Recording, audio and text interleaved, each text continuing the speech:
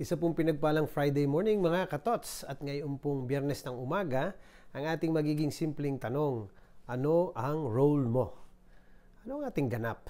Bakit? Kasi ang ating ebanghelyo kay San Lucas hinango, Kabanata 8, mga talata 1 hanggang 3, ay patungkol po sa barkada ni Lord. Barkada, hindi mga kasama ni Lord. At doon sinabi, kasama yung 12 at kasama ang isang grupo ng mga babae. Nagbigay siya ng mga pangalan, no? Pero ang punto dito ay, isipin natin mabuti mga kapatid. Minsan ko nang narinig pala sa isang pari, kay Father Kiel de Maculangan, malangit na ang kaluluwa, ang mga salitang ito. Ang sabi ni Father Kiel noong kami na seminaryo, ang taong walang magawa ay yung ayaw gumawa. Anong gusto kong parating sa atin dito, sa pagninilay na ito? Ano ang role mo? Ano ang ganap natin?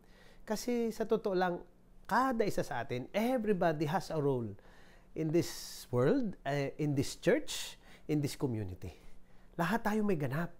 Ang tanong na lamang ay, ano nga ba ang dapat nating ganap? Yan. At dito po pumapasok yung kahalagahan ng bukasyon natin.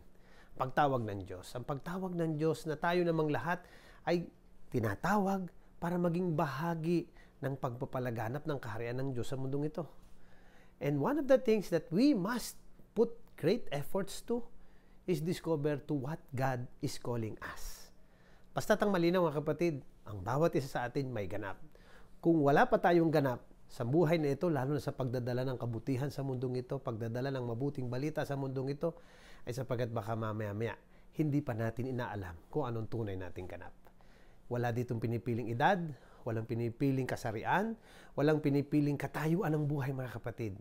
Lahat tayo may dapat gampan sa loob ng simbahan, sa loob ng kaharian ng Diyos, at sa loob ng pagpapalaganap ng mabuting balita.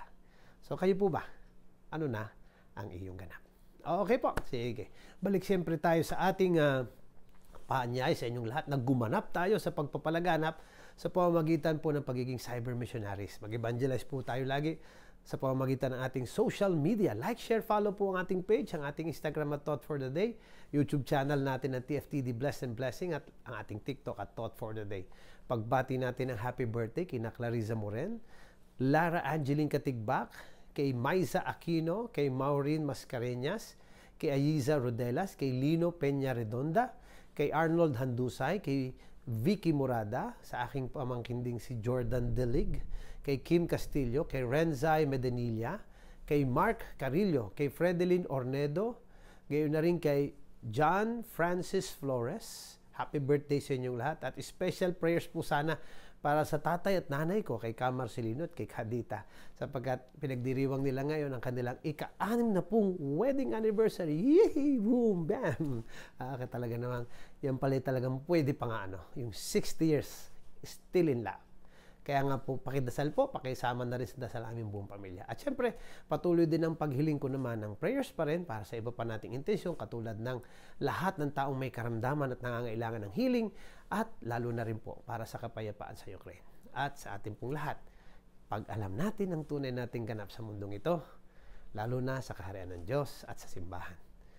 Always be blessed and be a blessing. Ingat po kayo.